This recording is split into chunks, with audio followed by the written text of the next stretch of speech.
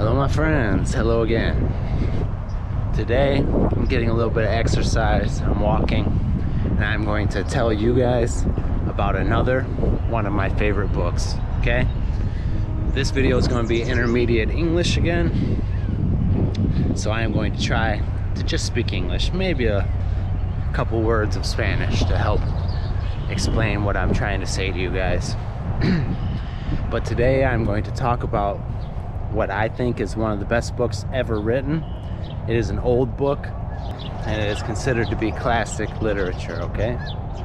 Today I am going to talk about the Count of Monte Cristo. The Count of Monte Cristo is an awesome book, one of my favorites. I've read the Count of Monte Cristo a long time ago. I read it in English. I read it in French using the app, my language learning app, Link. And I have seen the old movie, the old version of the movie, and the newer version of the movie. And I really love the story. I really love the story. So I didn't write about this. I didn't think about how I'm going to tell it because I know this story pretty well. So I'm just going to tell you guys about it. So the story is about the main character is a man named Edmond Dantes. The story takes place in France, okay, and it was written by a French author named Alexandre Dumas. So it takes place in France, and Edmond is a sailor, okay? He is a sailor. A sailor is somebody who works on a boat, okay? Edmond is a sailor. Now the story is a little different between the movies and the book, but there's a bad guy.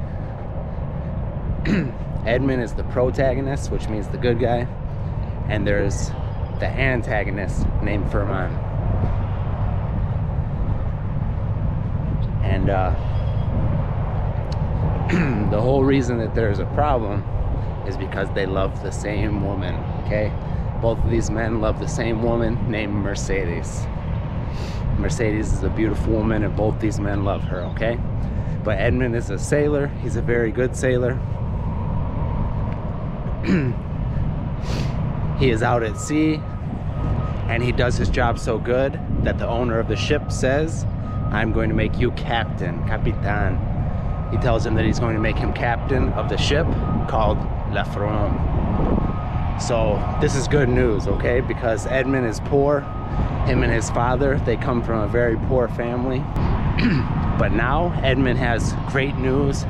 He's going to be captain of a ship.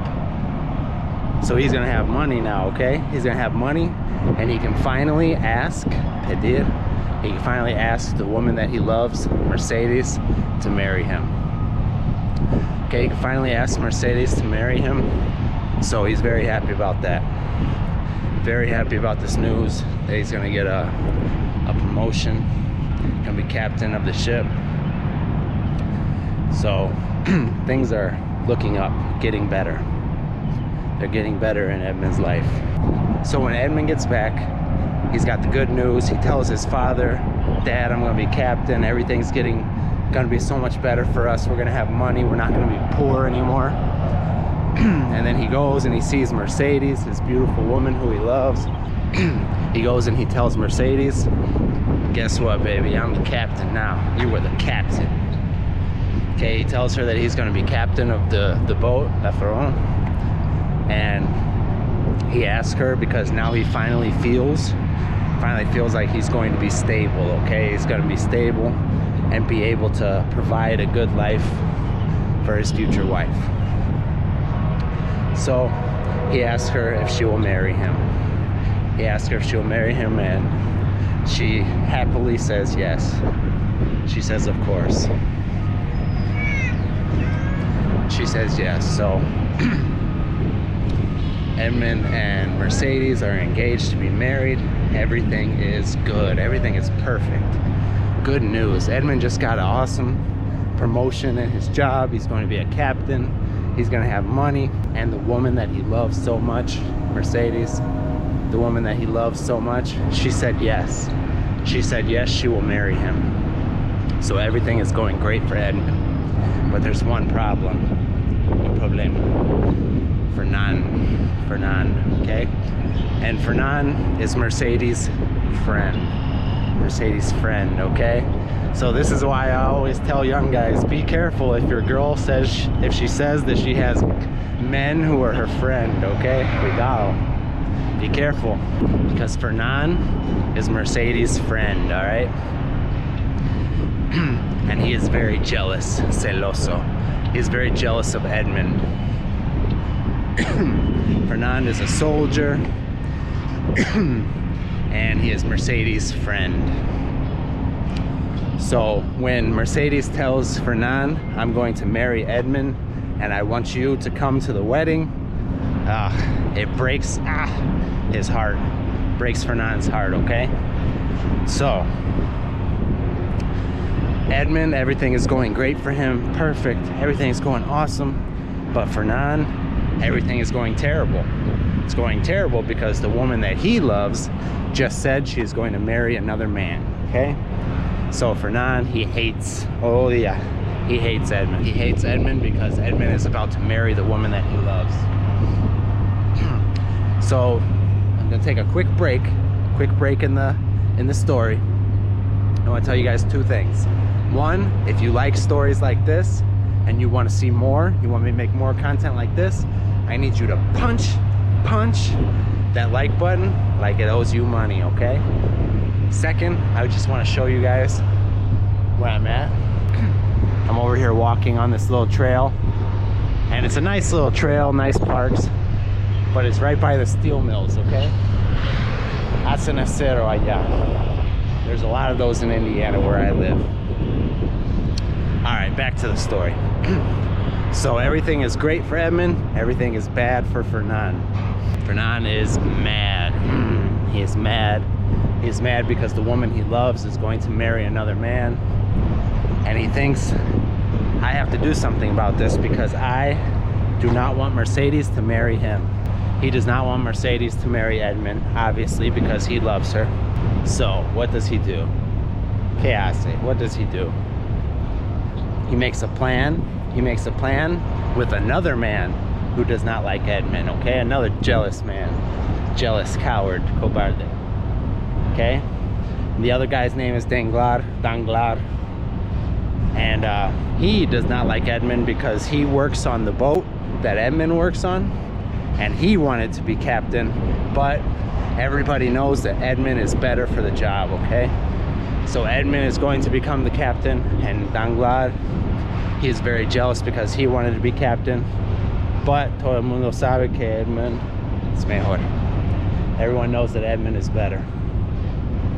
So Edmund gets the job. Danglars, he's very jealous as well. He's also very jealous of Edmund. So Danglars and Fernan, they make a plan. They make a plan to try and ruin Edmund's life, okay? To get rid of Edmund. They want to get rid of him because Fernan wants to marry the woman. He wants to marry the woman that he loves. Danglars, he wants to be captain of the ship. So Edmund is in the way of both these men's plans. So they make a plan together of how to get rid of Edmund. What do they do? ¿Qué hacen? What do they do? Well, I said that this story takes place in France a long time ago, hace mucho tiempo. And this story takes place in the time when Napoleon Bonaparte, ustedes dicen, Napoleon Bonaparte, he was exiled, okay? He was exiled and he was trying to get back his throne, okay?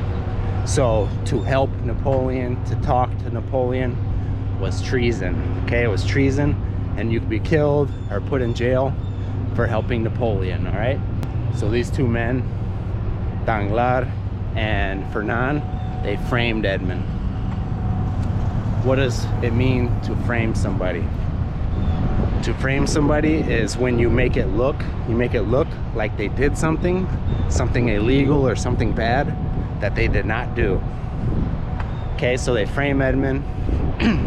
and they make it look like he was helping or conspiring with Napoleon, okay?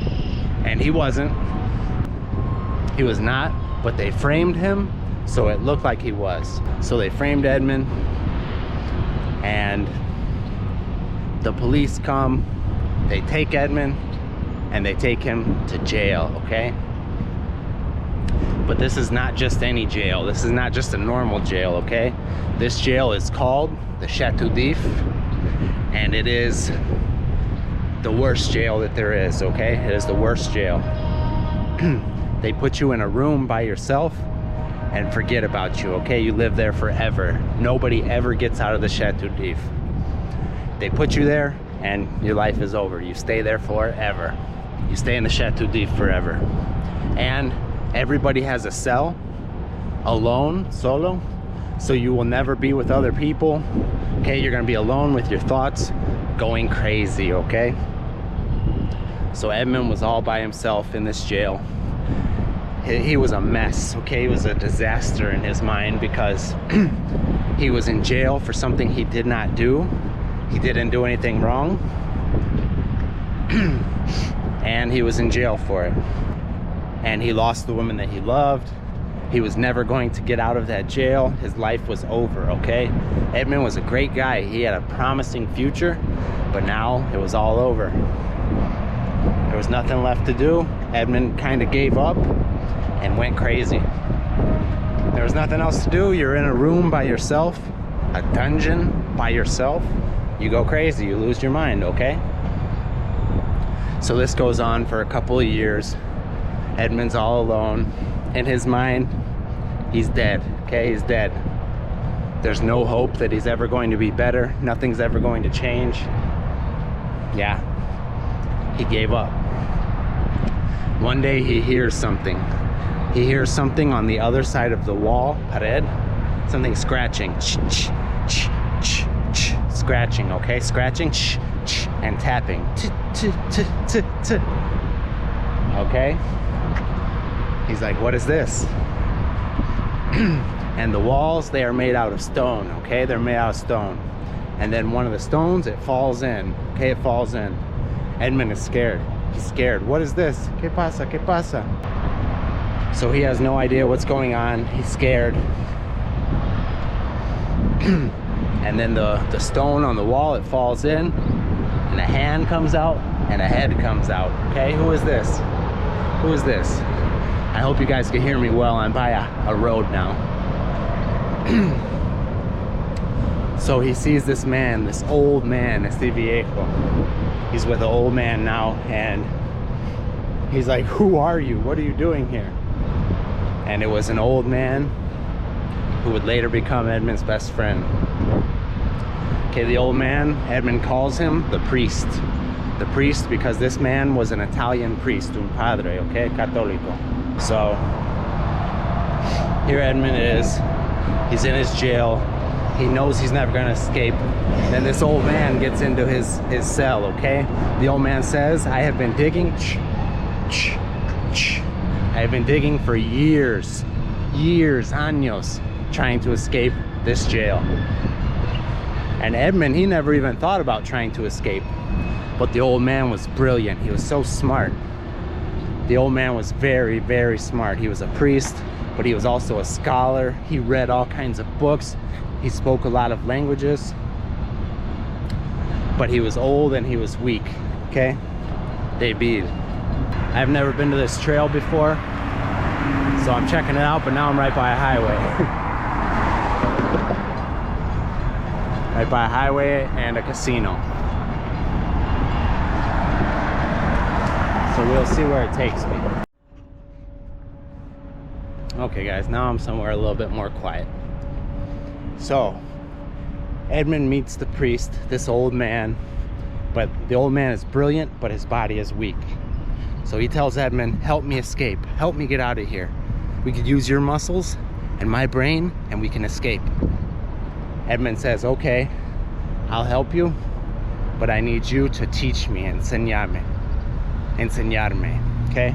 Because Edmund is a very smart man, but in this time in France, poor people. They could not read or write, okay? So Edmund is not a dumb guy, but he's not educated. So he tells the priest, teach me, tell me everything you know, make me a smart man like you. So the priest, he teaches Edmund about history, he teaches him how to read and write, he teaches Edmund how to speak different languages, he teaches Edmund everything they know, because it takes years to dig out and escape. So these two men, they become friends. They become friends. Even more than that, the priest becomes like a father to Edmund, okay? So for all these years, Edmund and the priest, they are digging, trying to escape from the Chateau d'If. And while they are trying to escape, the priest is teaching Edmund everything he knows. He's making Edmund so smart, okay? Reading, writing, history. When they're very close to finally escaping, the priest gets very sick. Okay, the priest gets very sick, and he is going to die. Va morir. Okay, the priest gets very sick, and he's going to die. And he tells Edmund, Edmund, I have to tell you a secret. The secret is that I know where a huge treasure is, okay? A huge, huge treasure. He knows where a giant treasure is, worth millions and millions and millions. But he tells Edmund, do not use it for revenge, okay? Do good with it, live a happy life. But Edmund says, no, I have to have my revenge, venganza. I have to have my revenge against the people who lied, who framed me, and who put me here in this jail, who stole my wife, all these wonderful years of my life. I will get revenge. He says he wants his revenge. So the priest dies. The priest dies. But first he tells Edmund where the treasure is. He tells Edmund, you are like a son, un hijo. You're like a son to me, and I want you to have this treasure. I want you to have this treasure because you have been a good man. You have given me something I've never had, which is a son, un hijo. So the priest, he taught Edmund everything that he knows, and he told him where a great treasure is. Now, there is only one way out, salir, to leave the Chateau d'If, and it's when you die. When you die, they throw your body off of a cliff into the ocean, okay? They put you in a body bag, and then they throw you out into the ocean. So Edmund, he went back to his cell, and he waited until they came, and they put the priest's body into a body bag, okay? They put the priest, his body in the body bag, and then they left him there because they throw the bodies into the ocean at nighttime. So Edmund, he sneaks back, he sneaks back over there into the priest's cell, and he takes the priest's body and he drags it through the tunnel, and he puts it into his cell, and Edmund, he gets inside of the body bag to escape. Edmund's back in, he's in the body bag. The guards come, they pick the bag up and they take it out, and they throw it into the ocean. Okay, they throw Edmund into the ocean so that he can escape. Edmund is in the ocean, swimming, but the island where the prison is, the Chateau d'If, is very far from land. So he cannot swim, nadar, to land. So Edmund knows, oh no, what am I gonna do now? I'm going to die. He knows that he's going to die. But then he sees a ship. He sees a ship, but what kind of ship is it? We got some guys working over here, so a little bit loud, I know. It is a pirate ship. A pirate ship. So Edmund gets on the pirate ship, and these guys are some Italian pirates, but for luck, por suerte, Edmund now he speaks Italian because he met the priest. The priest taught him how to speak the language. So he speaks to these pirates, and the pirates, they have a problem, okay? They have a problem. they need somebody who can drive their ship, and Edmund is a great sailor. So Edmund helps them. He helps them to get where they need to go, and they give him money, they give him food, they give him clothes. So basically Edmund becomes a pirate. He becomes a pirate until the day that he can finally get to his treasure. So he earns some money working with these pirates. He earns enough money to rent, alquilar, to rent a little boat. So he rents a little boat and he goes off to find his treasure. So Edmund, he rents the ship, he goes off to find his treasure, and he finds it. He finds it and he cannot believe, no puede creer, what he sees. He sees gold, silver, jewels, so much money, okay? So now he found his treasure, and Edmund is basically one of the richest men in the world. And this rich man, he only wants one thing, solo quiere una cosa. What does he want? Revenge. The only thing in the whole world Edmund wants is revenge. He wants revenge against the people who put him there, who betrayed him, who stabbed him in the back.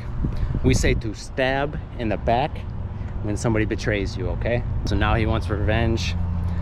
He has been in jail and gone for 20-something years, so he is a completely different person, okay? Now he is educated, he could read, he could write. He looks different because he has been living a hard life. He looks completely different. He's a different man. If somebody who knew him back then, before he went to the prison, saw him, they would not even recognize him because he is a different man completely. So he takes his newfound treasure and riches and he goes back to France to find his revenge. When he gets there, he starts asking around about Fernand, about Mercedes, and he hears that Mercedes, she married Fernand. Que horror. So Mercedes married the man who betrayed him, who betrayed Edmund, and she even had a son. She even had a son with him. So Edmund wants revenge on her, on Fernand, on Danglars, everybody who betrayed him. So he goes back to France and he says, I am a count, un comte, okay? A count. I am the Count of Monte Cristo. Monte Cristo is the island, the little island where Edmund found his treasure. So he says, I am the Count of Monte Cristo. And he starts to plan, empecé a planear his revenge. Oh, and he gets it. It is one of the greatest stories of revenge. I love it, and it's so deep. You really need to read the book, or at least watch the movie to understand the amount of revenge that Edmund gets. But I'm gonna wrap this up. So he starts to get his revenge, and he starts to frame the people who framed him. He starts to get them in trouble and make these elaborate plots. He befriends, hace amigos con el hijo de Mercedes y Fernand. He becomes friends with the son of Fernand and Mercedes to get close, acercarse to them so he can get his revenge. And then in the end, he fights Fernand. He fights him with a sword, and he kills him and gets his revenge. Really a wonderful book. Wonderful book. It's a big book, and there's so many twists and turns. It's just great literature. Hoy en día, nowadays, I do not read much fiction, but I still love the story of the Count of Monte Cristo. So like I said, it's a big book, so I could have talked for hours about it, but I was trying to make it a little bit shorter to give you guys a little summary, resumen, about the story. I hope you guys enjoyed this. I know it was long, but it's a lot, mucho, a lot of good English for you guys. I know it's a little bit more in between intermediate and advanced, but I also know that those of you guys who have been listening and watching my videos for a long time, you guys are ready for this kind of content, okay?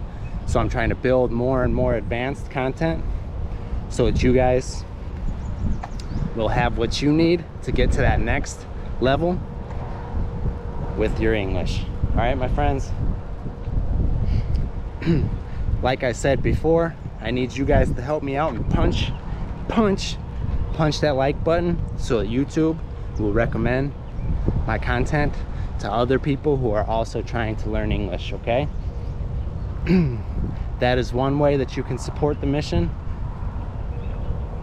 If you would like to support me and my mission and also get a lot of extra content, you can go to the link down below to my Patreon, and there are hours of extra content about extreme topics, very personal topics to me, and it's $4 a month, and you get one extra video every week. And that's a way that you can support the mission, support myself, and get some extra high quality content to help improve your English. All right, my friends, I hope you enjoyed this long video. I have enjoyed walking and getting some exercise. Como siempre, muchísimas gracias por ver y nos vemos pronto.